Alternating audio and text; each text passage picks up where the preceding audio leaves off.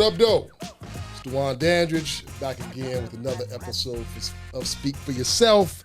And I am here, of course, with Ken Elkins. What's happening? And a close friend of ours, supporter of the work that we do and so many other nonprofit leaders and organizations around our region, Yodit Mesfin Johnson. What up, though, y'all? So one of the things that we always invite our guests to do, and we'd love to hear how you would introduce yourself. Black mama, first and foremost. Lately, I've visionary strategist, poet. Okay, I didn't know that. Me either. Things y'all need to know. Lately, I have described myself as a recovering reformist. Okay. So part of that comes from now almost 30 years of activism and organizing, largely within systems. So my antidote to that is, my new moniker is a baby abolitionist. Okay. Yeah. Native Detroiter. Yes. I still don't claim Washtenaw County fully as home, although it is home. So I rep Ypsilanti when I'm outside of Detroit. I am daughter of Cassandra, granddaughter of Dolores and Mitzlau, great-granddaughter of Asmalash and Christine. And parts of my identity belong to Tigray, Ethiopia, which is a state in Ethiopia. And Ethiopia is Africa's only country to never have been colonized by Europeans. So I proudly represent the continent. That's what's up. Also, half a century. Look, and I didn't even say my job, y'all. Yes. I'm the CEO of new nonprofit enterprise at work. And yeah, I just hit half a century in March. Shout out to the Pisces. That's what's up. Yeah. So how do you feel? I got a birthday coming up where I turn 50 as well. So what does it feel like? Any difference? Any goals changed? Well, you said me and Ken couldn't cuss on the podcast. I didn't stop y'all. Y'all should have heard them. But They would have made Too Short sound like Mother Teresa a minute ago. My hashtag is 50AF, but one of the things that I'm appreciating about this mark in my life is less cares about the things that no longer serve me. Okay.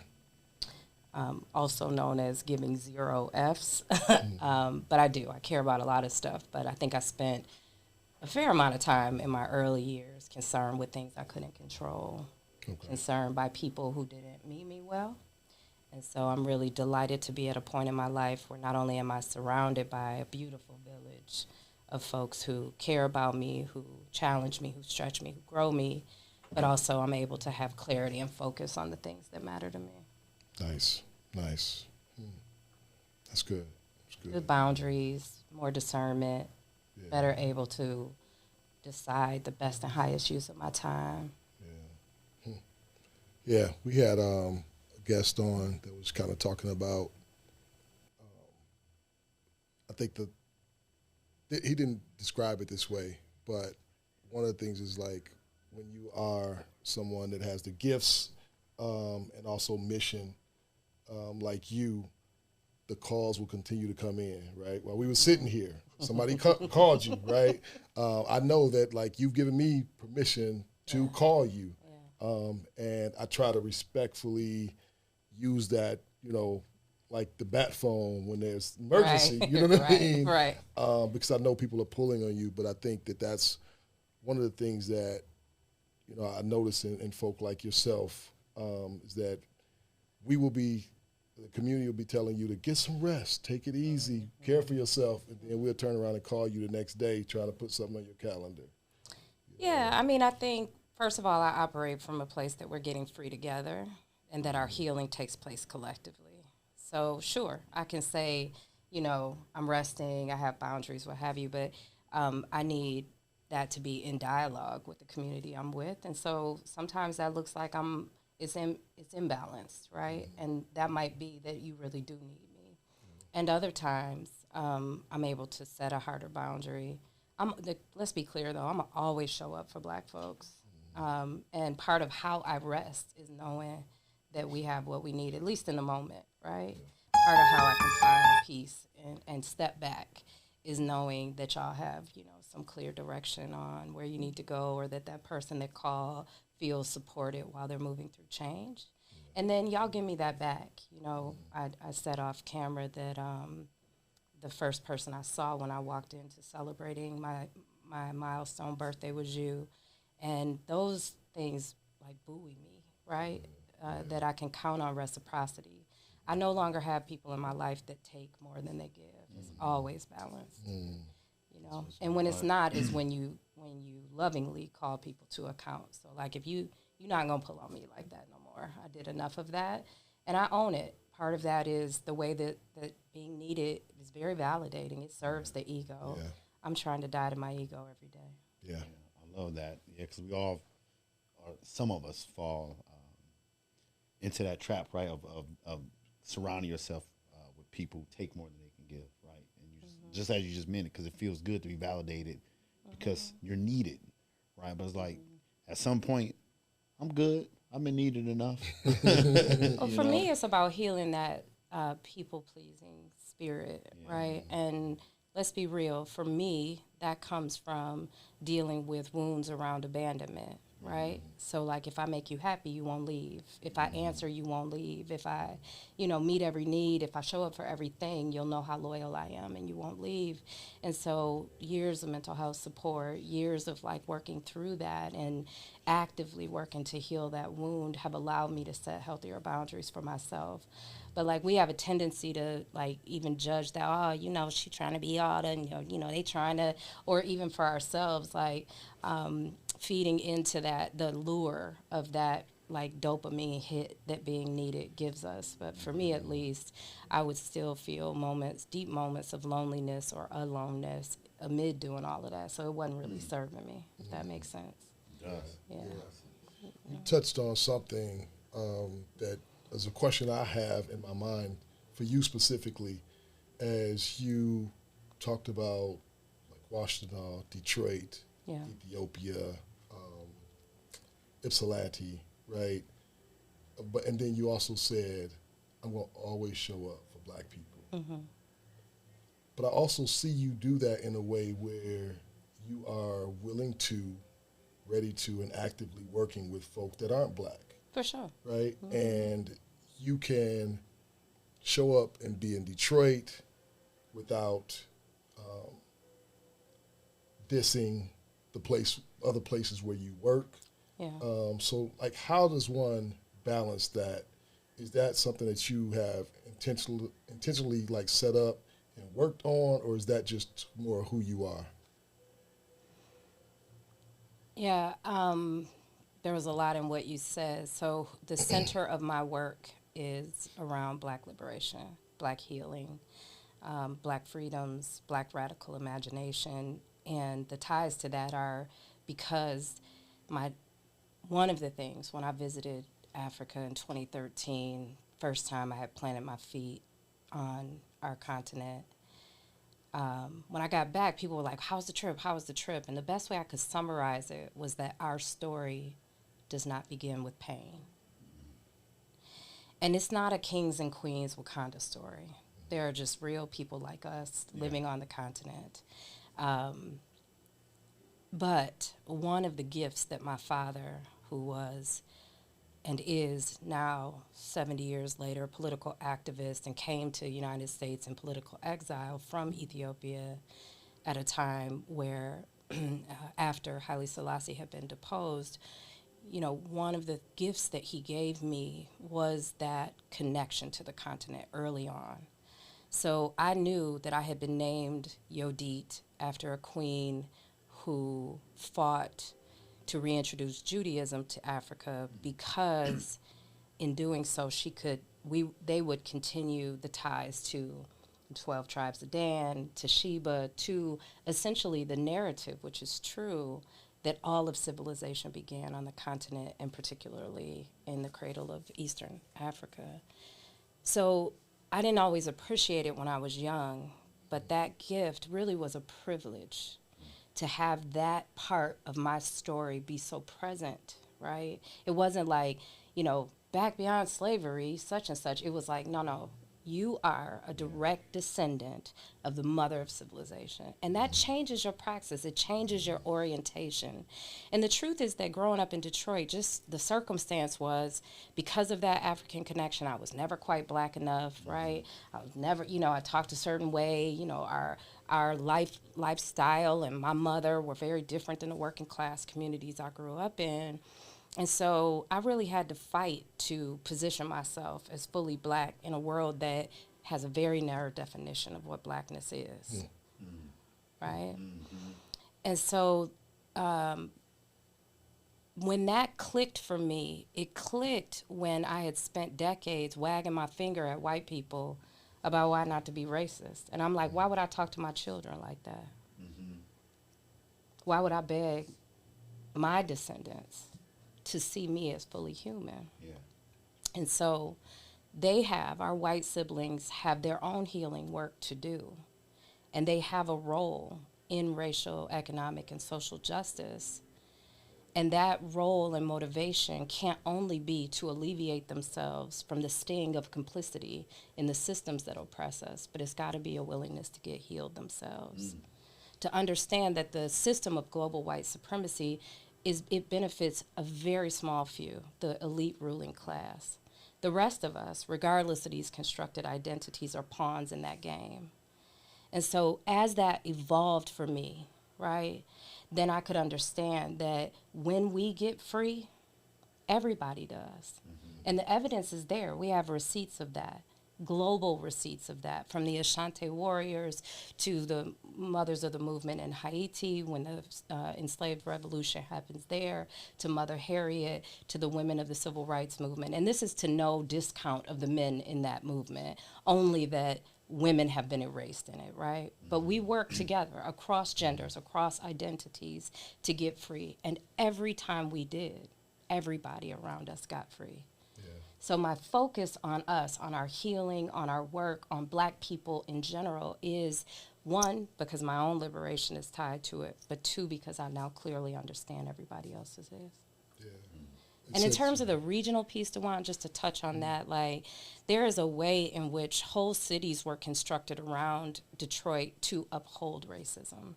Inkster existed because he wanted black executives in another city, not in Detroit, right? Y'all know the stories. I don't have to go there. But the same is true of places like Washtenaw County, which were these enclaves and, bedroom communities or whatever you call it, meant to be destination points to get away from Detroit, right? And to make it possible to, to like exist outside of America's largest black city, but to benefit from it. Right? Yeah. All of these businesses and cities benefit from the labor of our people. So to me, even though I respect Detroit, its boundaries, what it means, et cetera, Detroit's existence is tied to the existence of these other cities and theirs to Detroit's, right? Yeah. So for me, the boundaries across 94, 96, 75 are constructed just like the highways were to divide us. Yeah. And so my work crosses those superficial boundaries. Yeah. You touched on something, Ken, that several things, but one of the things that stands out is talking about the bondage that our white siblings aren't even aware of oftentimes, right? We feel like the bondage and oppression is one-sided, and how our liberation spills over across those.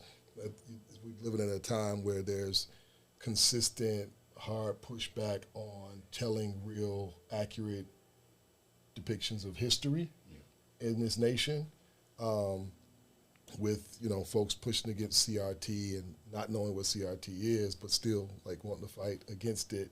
And what have you, it's rough because you have whole groups of people that don't even realize that they are in bondage, so to speak. And like fighting against some of the things that we often see them fight against is fighting to keep themselves captive. You know what I mean? And so it's interesting because then you talk about the boundaries.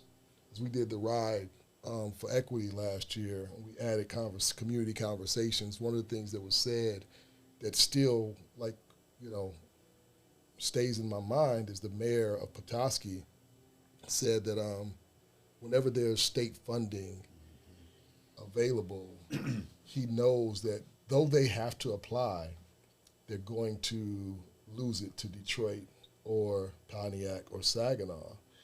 And one of the things that I confessed in real time was, as somebody that like lives in and loves Detroit, it's a struggle for me to not say, well, I want Detroit to get it.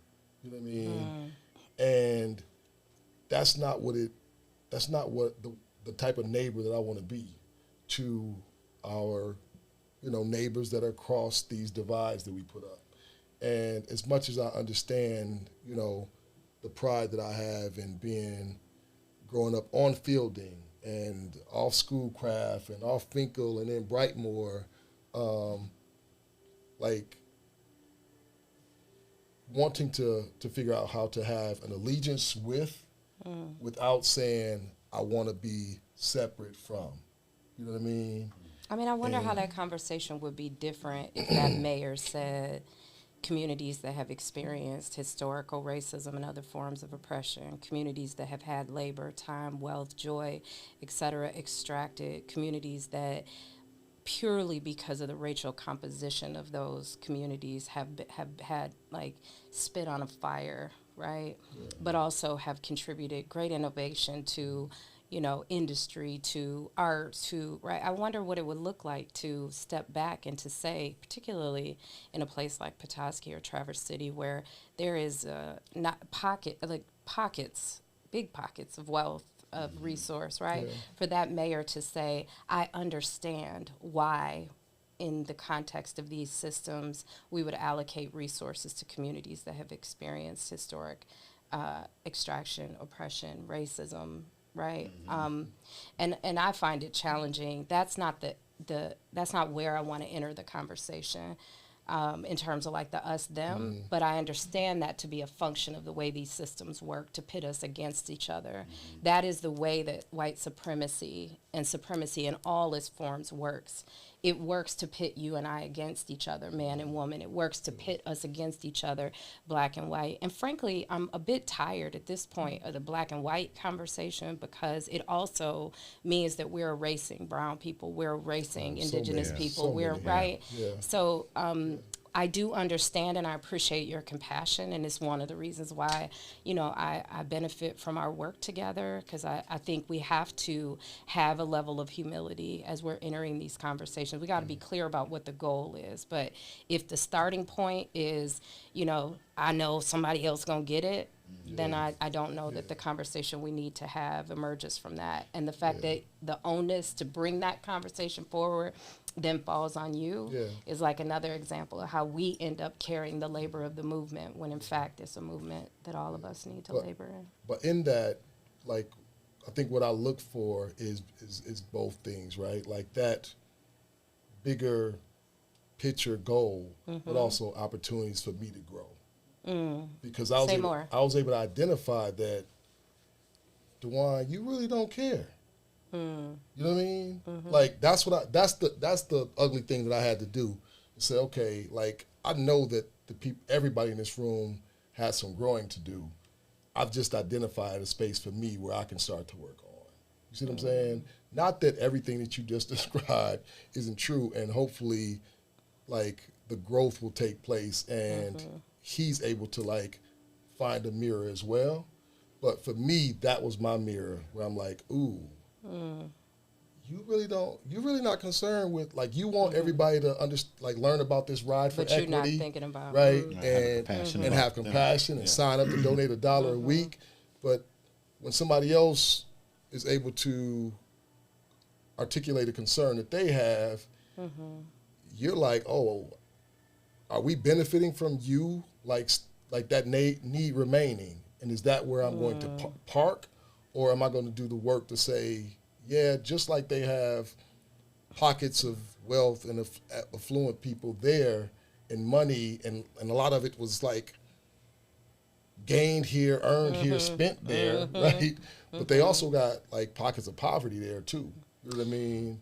If I'm understanding you correctly, and I do actually share your perspective, if our assertion is that the ruling class elite, right, the 1%, the 10% in this country are essentially puppeteering, controlling, hoarding power, wealth, resource, right, and the rest of us are kind of out here fighting over the scraps, even if those scraps have bees behind them, but scraps comparatively, then how might we build power together? How can we push back on the game? You know, if you read or watched The Art of War, right, how do we push back on the game by building power and by what you describe as cultivating dialogue and opening up that conversation? I guess where I was starting from is I'm not sure how you begin dialogue, true dialogue, if the place that the two people are beginning is from I don't care and I know I'm not going to get it. Right. So first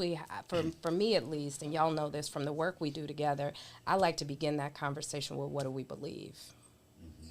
Because our beliefs, our guiding principles, our values are what govern our behaviors. Right. So if you are willing to go there with that person to say, I hear you, I feel you. Right. If you have the emotional, space to do that, the desire to do that, then yes, I think that dialogue can be really powerful. And over time, what I've seen in the co-liberation movements we're building at New through our fellowships for social change and other spaces is if folks are willing to show up in those conversations, I do think the revolution is rooted in relationships. And to your former point, is violent. Right?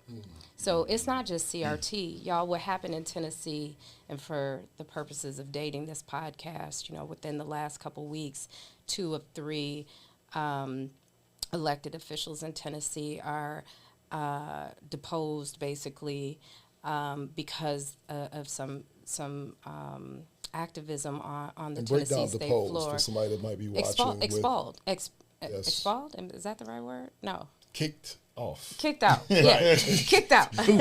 And other like that is violence. That is robbing the 750,000 constituents that those 2 elected folk represented of representation, right?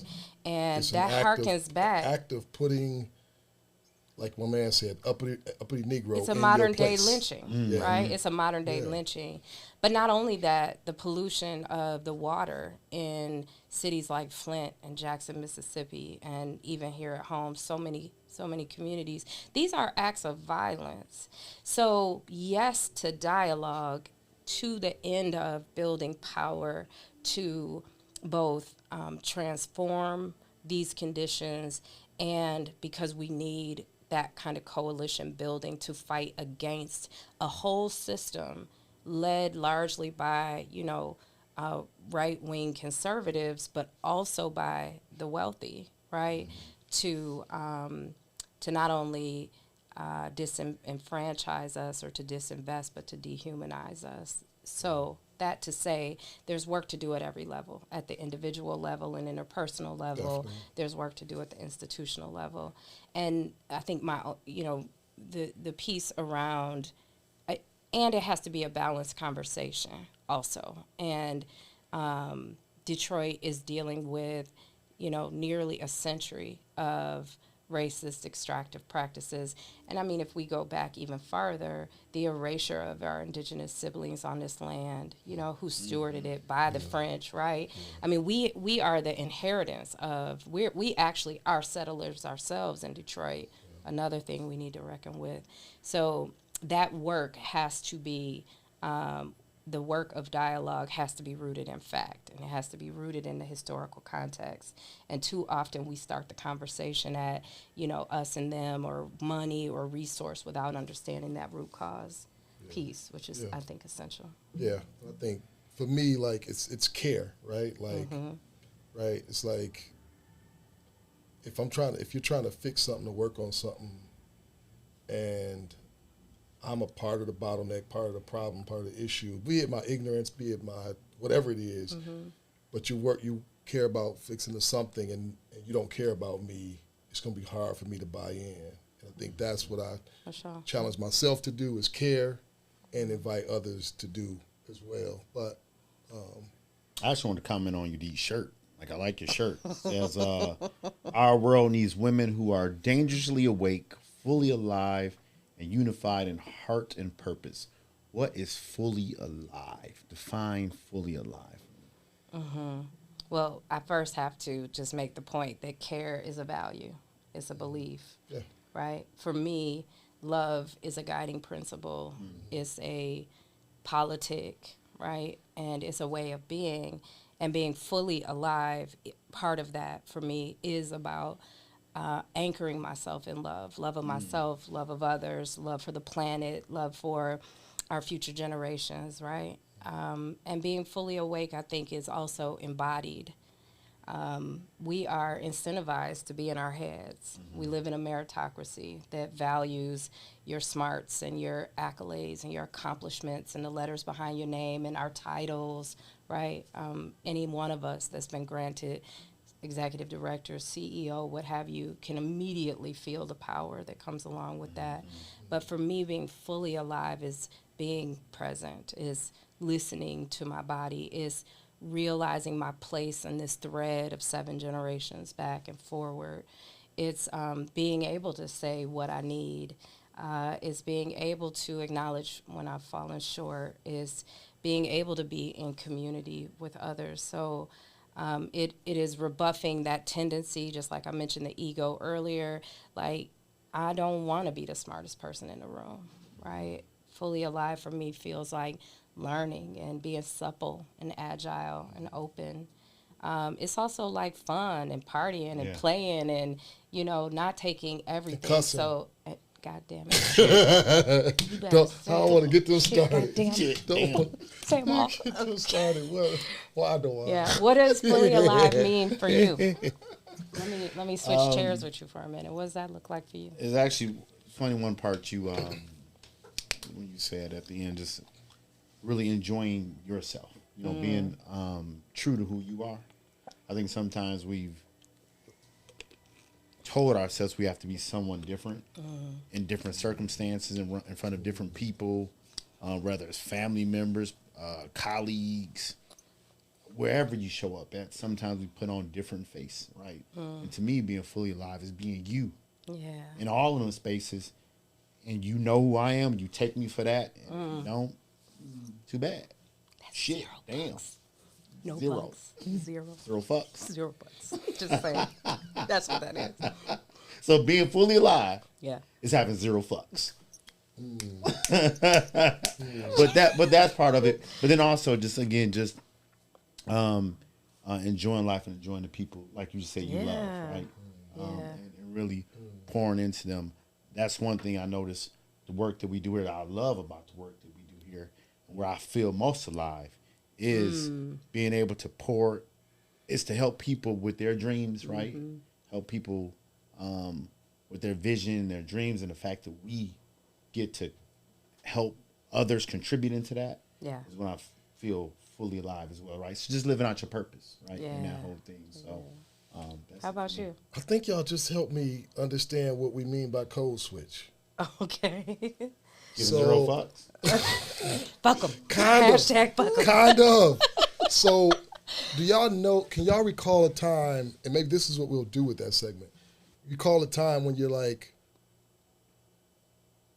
there was a moment, somebody said something, and you went home, and that night you was like, oh, I wish I'd have said this. I should have said that. That's like not being fully yourself, right? You chose to not be fully yourself, fully alive in that moment, right? Sometimes I just ain't fast enough. I mean, I'm just gonna say, I just say I done got the whole. When I get home, I can tell you all the things, but I gotta write them down. See, I grew up in a house where everybody like spent part of our entertainment was spent hazing each other by just talking about each other. So I'm really quick with dramatic. it. If you didn't get good, if you didn't get good, it was traumatic. If you didn't get good at it, if you had to write stuff down, I would be and think about it later. I'd be crushed. It would have been traumatic. But if you were quick with it, and that's the difference between being an only child. Let go of your filter. Right, that's different. Like, oh please, can I think about the cuss out? So your mama. Fuck her. Go ahead, Dwan. Terrible. Oh my goodness. But yeah, so I think that's. I was like, out of conversation. Somebody get Ken a damn napkin too while we cussing. Right. Somebody help this brother. Conversation was so intellectual. Oh my goodness. Yes, the range. That's fully alive. That's fully alive. Yes. The range. Oh my goodness. The range right there.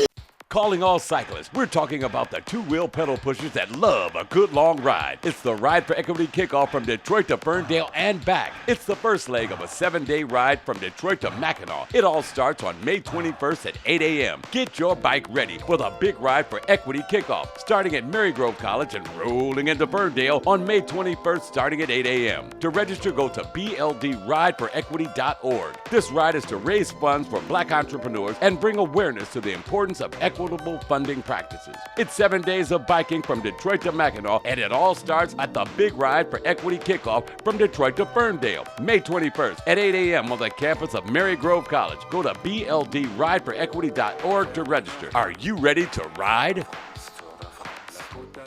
Well, yeah, I think that's what we'll do with it, right? So can you think of a time, Ken,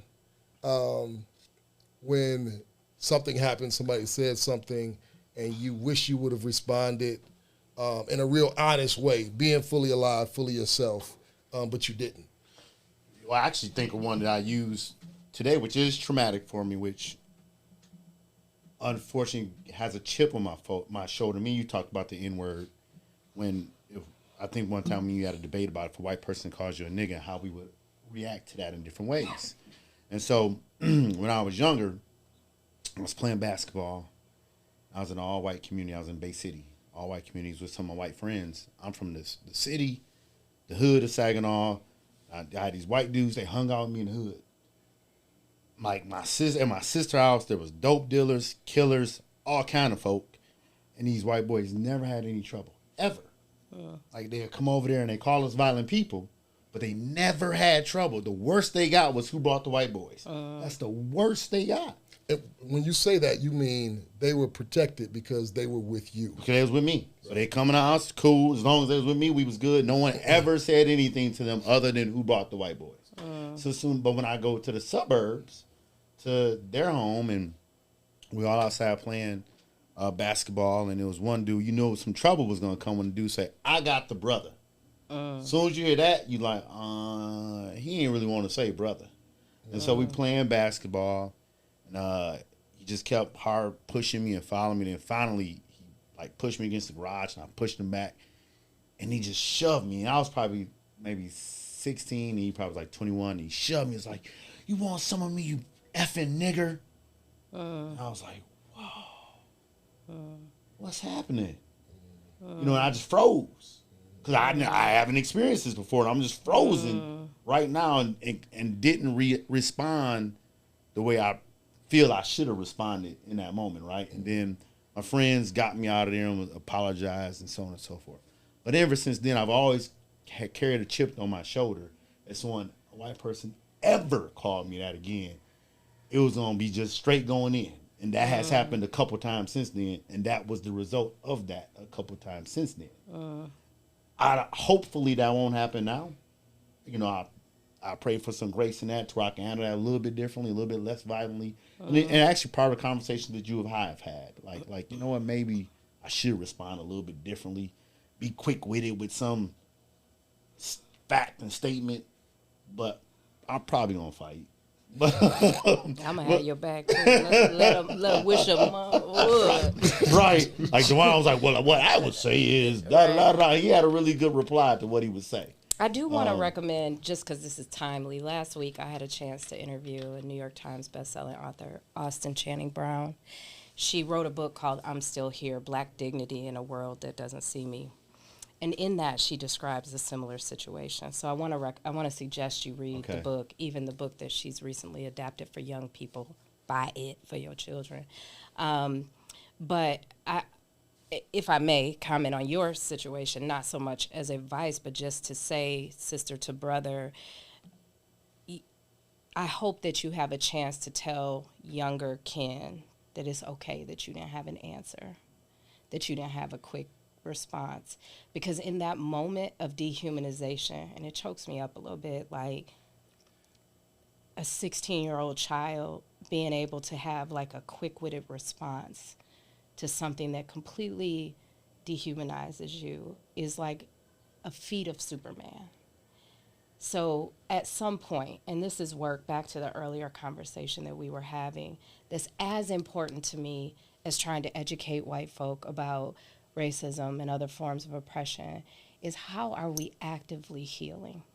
Mm-hmm. How are we healing from the generational impacts of that? Because you can best believe somebody in your line also got called that. So not only did he attack your present day humanity, but he attacked a traumatic point that's encoded in your DNA, right? Mm-hmm. And part of your own freedom and liberation is to tell that little boy, it's okay that you didn't have an answer, you know? And, it's okay. And on top of that, like, thank you. With all this, like Yodit described, is your surroundings and where you're at, right? Yeah. Because just like your safety response, right? The space where what you described at your sister's house and everybody that was there, if it goes south and one of the white boys that's with you has the wrong response, them being with you might save them, it might not. Mm-hmm. Same thing is true for you there. Yeah, you see what I'm saying? It's like there's multiple ways for you to lose there, right? Yeah. Like you win and you hurt this dude and the police show up. You know what I mean? Mm-hmm. Like there's a number of ways. So like counting the cost, and you know, traumatic experiences will make us not count the cost. You know what I mean? And look for what is the win in this situation. Because for me, winning is extremely important. Mm. You know what I mean? And I have a very, very like high definition of like ultimate victory. You know what I mean? Hurting him and winning, like that wasn't a win for you. You know what I mean? Like with all that stuff that you just described, like you are a very, very successful and very important part of a big community, right? Like there's a legacy of young men whose lives have been impacted, which means their families are impacted by the contribution that you made to them. You know what I mean? That moment could have stopped a lot of that from happening. You know what I mean? Yeah. So at the end of the day, like you won. You know what I mean? Even that situation. You know what I mean? I wish I can still like I know, I mean, if you ever bump into him, you know what I'm saying? You never know. You know what I'm saying? Never might get that shot. You never know. But turn that question on you. Can you name a time where you've had to, I mean, mine wasn't a direct answer. Yeah, yours, I can go straight to it. I go straight to it. So I used to work for ABC Warehouse when I was like 18, 19, and I was struggling because all my friends that weren't in trouble on the wild, that like did dumb stuff and lives were changed in that direction, and family members, they went off to school, right? And I was like, shit, they're gonna come back with careers. I'm here doing stock. You know what I'm saying? Like a master at like telling people what size TV can fit in the back seat of their car. You know what I'm saying? It's that like 20 inches. You know what I'm saying? Yeah, exactly. You know, sitting there arguing with folks like, I know it. I'm not unboxing it and taking it out because I done did it. I know it's not gonna fit. But I had a manager there, you know, Chuck Ellis. He was a decent dude. Chuck was a short man, and I was 6 feet tall. And I remember, and this is not Chuck like attacking me or anything like that, but I remember Chuck saying something to me, and me, for whatever reason, I was looking at his feet while he was talking to me. And I can't remember what he said, or probably giving me some instructions to go do something. I remember walking in the back where most of the stock was, and asking myself, Dwan, why was you looking at that dude's feet? You know what I mean? And it was because I had an inferiority complex, you know what I mean, to white men, to where I was like, didn't want to look him in his eye. He's shorter than me, you know what I mean? Yeah. I would kind of tower over Chuck, but I'm looking at his feet, you know, and I made a decision then in the back room and that stock room that, like, I'm never going to look like that, like, not look somebody in their eyes again. Yeah. You know what I mean? Yeah. So that's kind of like the moment that stood out for me. On you? Those are really Black Power her whole life, so no. no. I mean, I think the code switching stuff. Let me be honest and say that I just had a moment as I was listening to y'all where I was like, when do we get to not have to tell the stories, right, of how we've been harmed? That's what I'm worried. That's the work for me is, and I have a bunch of them. I think to keep it simple, like, you know, I mentioned being younger, and, you know, my mom was a teacher. My dad was an intellectual. You know, they talked to me in big words. So I had a lot of language and a lot of vocabulary very early. And I spoke proper, which in the hood, they said, you used to talk white. Right. So that was the first cut of 1,000 cuts from all kinds of folk of a sense of othering, of not belonging. And when I'm doing conducting racial justice dialogue with folks, I will often talk about white people after I present, or, you know, you are so articulate. And you might as well end that sentence with, for a black girl, right? Might as well. But I think what's rich here for me that both of you kind of bring me back to, and something when I talk about like that evolving as a Yelder, you know, being at this point in my life, is recognizing the number of masks that I had to put on to be safe. Whether that was safe for myself or that was safe from others. So there was a long time where I didn't pursue certain career opportunities because I had dropped out of college and never finished my undergraduate degree. Now, that's true of Mark Zuckerberg. That's true of Bill Gates. That's true of Oprah. That's true of a lot of people that have become very successful, but somehow the story I internalized is you are relegated to like sort of low wage working jobs or even careers because you didn't do that thing. My friends also went off to school. Now, it took me many years to change the narrative, and now it's so ironic to me that young people talk about how expensive higher ed is and how many of them go to college, come out with big debt and difficulty finding work. I can remember that all of the papers I wrote when I was at Eastern in my communications class were based on hip-hop. And I remember sitting in those classes with these old white male professors being like, you do not see me. And I knew it because the curriculum did not reflect my experiences. And I only say that to say there are multiple truths that exist around these stories, right? Around what we do to survive. To your point, to Ken, what you did in that moment, whether it was conscious or unconscious, whether it was the fight, flight, and freeze kicking in that was like, don't say nothing because you might die or you might go to jail or you might kill somebody, right? Whatever it was, you did what you needed to do to be safe in that moment. I made myself small. Those stories, those narratives, that code switching, all of that caused me to make many, many decisions, whether it was in relationships or work or where I lived or what I bought or where I went or who I was in relationship with, to make myself small. So my commitment to myself, I can no longer make room for those narratives, not because I want to be Oprah, but I do really want to interview people for the rest of my life. I love talking to y'all. Not because I want to be somebody else, but because I deserve to be here. Yeah. And because all of those things conspired for me to be who I am today. Had I not had that experience and had I not spoken the way I did, that gift that I have of communication got me in this position I'm in now. every experience that I had, good, bad, and ugly, brought me to this moment. And so I want to honor those. And I feel so grateful. And I think our young people cultivated this for us, that multiple truths could exist, that we're a polylithic people, not a monolithic people, that multiple truths can exist about us, right?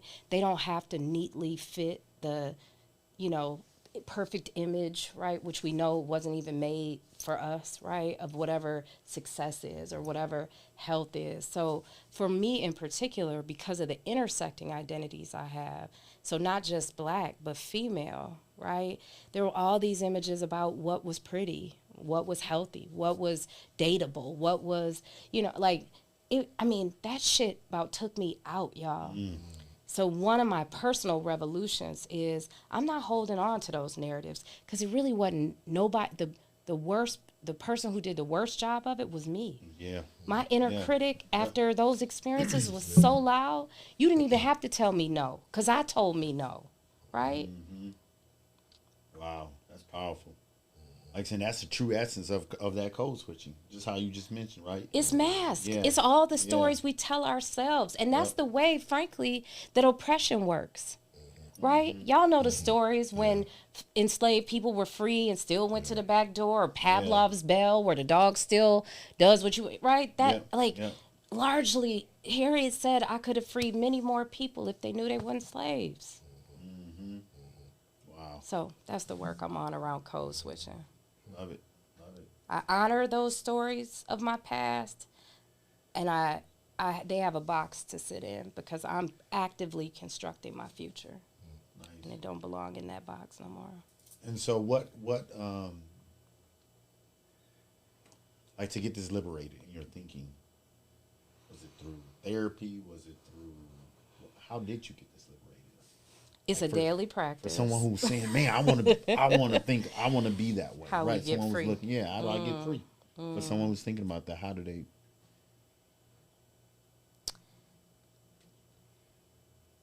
Let me think about the place that I began, and I want a name that is a journey.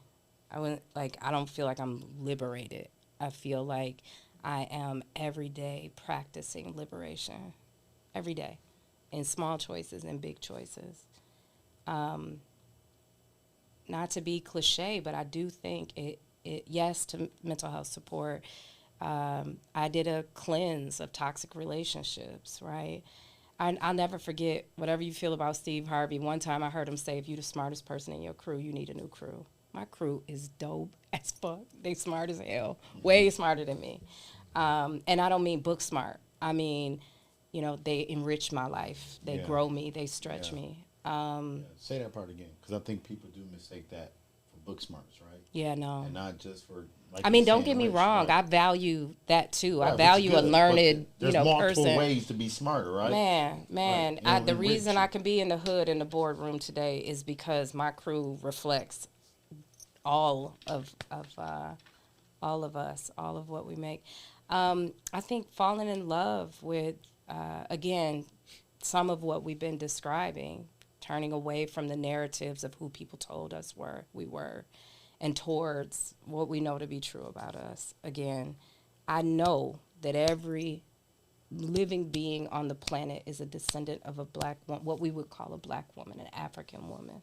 Mm-hmm. So you can't tell me I'm less than, right? Mm-hmm. If we're talking about it in the construct of race. Of course, race is a construct, but everybody came off the continent. So some practices, rest. Rest allows our body to process and metabolize the stress of the day, the stress of the week. Affirmation, right? For me, that affirmation resides in my faith that I was fearfully and wonderfully made. No matter what nobody say, I know that I was knitted in my mother's womb and that my ancestors prayed and died for me to be here. I deserve to be here. You deserve to be here. And then some other practices are learning and reading and talking with folks, really pushing back on the individualistic paradigm in our culture, right? Mm-hmm. I reflect my wellness not just on my own personhood, but on the people around me, right? And that makes me angry too when we can talk about what makes me angry, but and then balance, and not just balance, but prioritization. So it helps me to get clear on whether it's for the day or for the year, what are my priorities? Because when I stretch myself too thin, not only am I tired, but I'm ineffective. Exercise, it took me experiencing and still working through some real physical challenges to realize the importance of movement. And then got to go to the gym, but we need to move a little bit every day. I also think we need to connect with the earth, right? We spend a lot of time on the phone and on the Zooms and, but like literally planting our feet on the earth. Go outside in the front yard with your shoes, your shoes and socks off. So those are some like actual practices of how I think we get free. But a lot of times it's the head job, Ken, and that was the hardest part for me. And it's the hardest part when I'm working with organizations in our region is saying, I know somebody told you need a strategic plan. I know somebody told you got to raise $1 million more. I know somebody told you this tight out here. I know somebody said, if you don't have this, then you don't get that. But really building agency and power within our organizations, getting clear on what's our purpose, what's the future we long for, what values guide our behavior, and then from that, what are the steps we need to take, right? How do that for me, that same process can apply for us individually as it does organizationally, because those things are dynamic. It's called an organization because it's organic, the same way you and I are. That's good. That's good. So we'll lighten the mood a little bit. Don't ask me no movie quotes or... I've told you. Just like I have to write down how I'm going to cuss you out. I got to watch the movie more than once, and I don't like doing that. No, I was only going to ask you to talk a little bit about what you do. What do I do? Right? Yeah. Professionally. Yeah. Yep. So my work cuts across a few things. Obviously, organizational design and development are a big part of what I do. When I'm consulting with organizations. And, my full-time work is as president and CEO of a multi-million-dollar capacity building and trusted guidance organization, new nonprofit enterprise at work.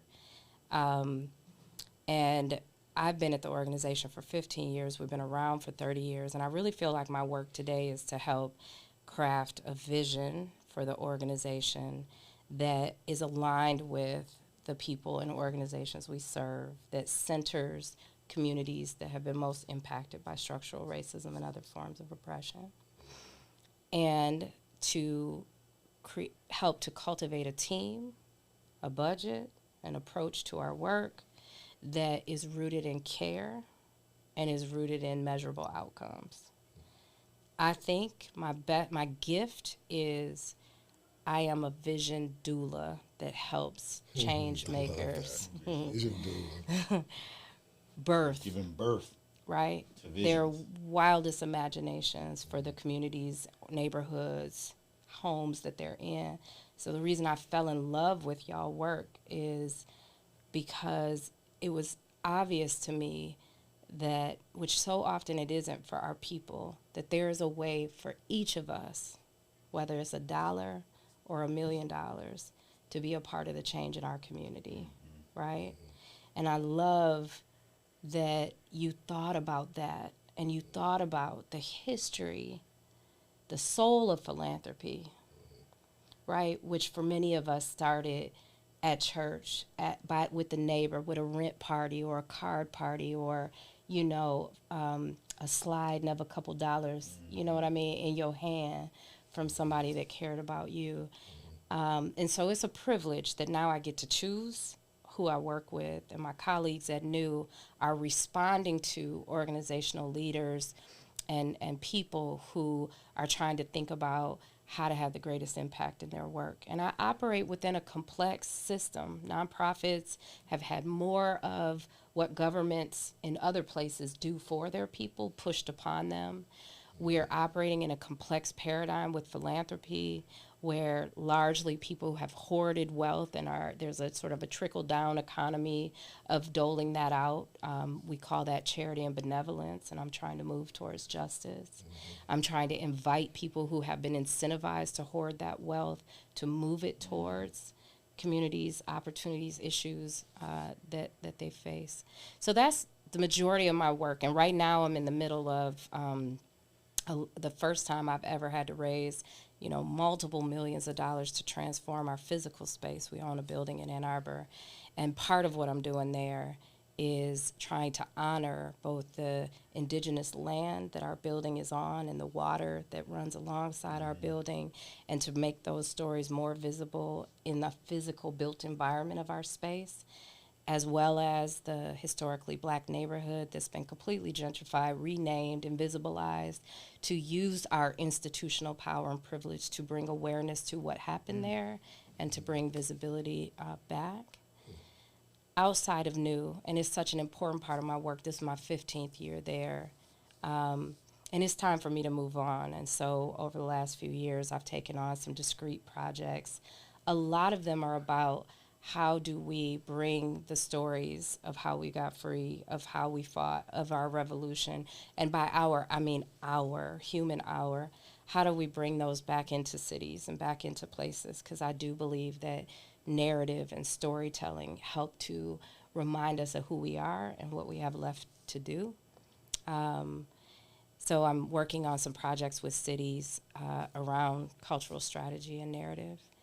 And then in 2016, I started a program called Black Men Read. So a lot of my work cuts across systems, it cuts across people, and it cuts across communities in terms of, in that instance, my son hadn't seen any black men in leadership at school. My baby. Right. It's my heart. You can't be what you can't see. That's it. Yeah. So we started a program where brothers come and read stories. We celebrate the stories we celebrate books that tell the stories of the African diaspora. And we have everyday brothers read those stories to kids and develop relationships with them so that we can disrupt the myths about black men and their involvement in communities. And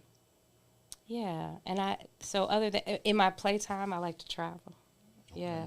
And that feels like work too, because I want to understand what other communities are doing, other people are doing, other countries are doing. I do have to tell you a quick story. I went to Costa Rica for the first time last summer. I took my son. Part of the reason why we went is because there was a Spanish immersion camp. My baby is learning to speak Spanish. There was a Spanish immersion camp there started by a sister out of LA, black woman, Afro-Caribbean woman. And I'm like, yes, like Costa Rica, yes, sister, yes, Spanish, yes, all of that. And when I got there, I tried to learn the history of a place before I go. And I did, basic reading online. But when I got there, I learned that in 1948, the then president of Costa Rica decided to dismantle his personal military. And after that, he dismantled the country's military. And one of the things he said then is that he no longer wanted a military, he wanted an army of teachers. And so the money that they were spending on the military and on militarism, they invested in building up teachers and building up education. And today, Costa Rica has a 97% literacy rate. They also have universal basic income. Every Costa Rican gets $500 a month. And if they speak Spanish are bilingual, if they speak English because of their tourism, they get $1,000 a month. Now, things are not perfect there, but in the region of Costa Rica that I was in, there was one nonprofit. One. There are 50,000 nonprofits in Michigan, which is a fraction of the size of Costa Rica. There was one nonprofit. And part of that is process and policy, but also what I understood was the way in which vision and values and culture can really transform a place. So when you ask me what I do, what I'm really doing is trying to find the ways in which we transform the current conditions that harm all of us and create the world we need where we can all be free, where we're not only surviving, we're thriving. In that world, kids are not murdered at school. In that world, we don't need guns, we don't need police, we don't need prisons, because we are in relationship with each other in another way. That vision challenges me every day. right? Every day. I don't know what we do if we don't have prisons. What do we do with pedophiles? I don't know if we don't have assault rifles or handguns. What do we do when someone attacks us or, when somebody I don't know. But I am willing, and I invite others. And through my work in all of those areas I just described, I want to just radically imagine a world that was centered in love and care and in humanity. That's it. I have no questions to follow that up. No. None. But I do want to say, I probably said it to you before, but thank you. Right? Thank you for the work that you do, but also thank you for the way that you have shown up for this organization that was, an idea inside my head before Ken and others came along and helped get it to the point where, we were introduced into the doula. Right? Although I am disappointed because you didn't bring a little pool for us to do our cast our vision. Birthing kit. You didn't know what I was doing on Friday. You don't even know what I got planned and what I got up my sleeve. And by the way, I'm all for retreats and pools. And nowadays, we can rent pools and have retreats. Let's do it. Let's do it. But, cast our vision in the pool. Water babies. I like it. We are one, and I personally, you kind of like adopted me and offered some coaching pro bono at a time when we wouldn't have been able to afford to pay as an organization. Yeah. But we hadn't known each other long. Yeah. And it was very necessary. I don't even think I knew at the time how necessary it was for us as an organization. But as you talk about community a lot, we benefit and we're able to do the things that we do because you and others have, invested in us the way you have. So I received that, thank you. And I just so appreciate what all of you represent, your courage to dream, to learn out loud, to uplift our people, all of our people. I feel so good. Like the privilege I have at this point in my career is I can work with the customers I love, with the clients I love, and I really do not only adore you all, but I have deep amount of respect. So please know that's a two-way thing, Dwan, and the fact that you've been so open to that coaching and guidance, and Ken, you too. Like that's the kind of work I want to be doing. So thank you for the opportunity to just be on the journey with y'all. It's powerful. I'm tempted to out thank her, but nah, man. I'll end on that. Damn it, end. You know. Right. Plus his son to move. I'm really hot. I'm about to listen. I'm sure I'm about to start somewhere big time. It's shiny over here, but we just gonna be hot and sweaty and shiny. Right. Yeah. Thanks for hanging out with us. We I appreciate you. Oh wait, hold on. What? My bad. Ooh. I gotta put you on the spot. Okay. Because you said you was a poet. Yeah. Oh. So let's end it. You got a poem in you right now? Oh yeah. Always. Keep Oh, one. shit. Stay ready. Stay ready. Always. All right, so we're gonna end I this will on a say poem. it's so funny you say this because last night I was like, "Ooh, I need to memorize this," and I'm not there yet. So I hope you'll indulge me. And because we're on limited time, I'm going to share a poem called "Kinfolk," but I hope you'll invite me back to share. Y'all need to have a podcast just on on poets because we'll I let think you know the while artists. you're looking that up. Yeah. That, Kyrie Yeah. Turner has been on here, and Woo! he brought some heat. Yeah, two of them. And then Come on now, Baba I am Malik. competitive. Baba Malik Yakini Damn it, came I'm gonna on read here, the whole damn thing. and he hit about a hot 8 bars of verses, right?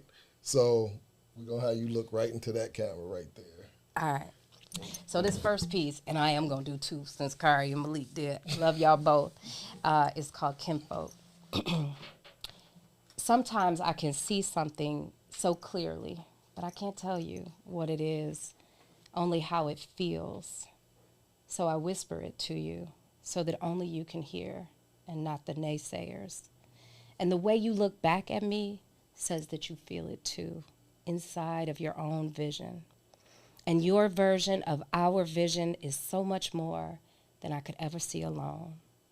So here we sit holding our visions, sharing our secrets, whispering, and then we rise to run, chasing liberation and love, longing for the kind of soul food our bellies have hungered for and only tasted a time or two, in morsels, not meals. So we throw a little bit of this and a little of that, sometimes a teaspoon, sometimes a pinch from our palms, and sometimes a bushel of goodness. And suddenly our pot and plates are so full that it takes 2 hands to hold them and many mouths to eat the abundant, rich textures and taste, steaming from a cauldron burned and pressed into metal that can withstand the heat. We long to share this soul food with others, to fill their bellies too. It's the kind of food that you taste way after the meal is over, the kind you wake up still smelling, pouring from your pores. It's familiar and foreign. As you smell it, you remember that it's your grandmother's recipe, the one she planted in you when you were 2, the one she whispered into your little apron-clad body. It's the one that you're whispering now to your kinfolk, the youngins, and all who'll listen. You remember that she told you, this food will change the world. You will change the world. You will heal the world. Do it well, baby. Do it with others. Do it. Feed them. Heal them. Woo! Fire! Love it, love it, love it, love it. Yes. I love that. That was dope. Super dope. Man, you got perfect voice for it, too. Kinfolk. That's what that one was called. Kinfolk. Right? Kinfolk. I loved it. I think I'll pause there. I know we it. went over time a little bit. Yeah, I'll come back. We're going to have all of them on here to spit. Right. I might have to do 1 or 2. That's it. That's this episode of Speak For Yourself. We'll holler at y'all next time. Peace. Peace.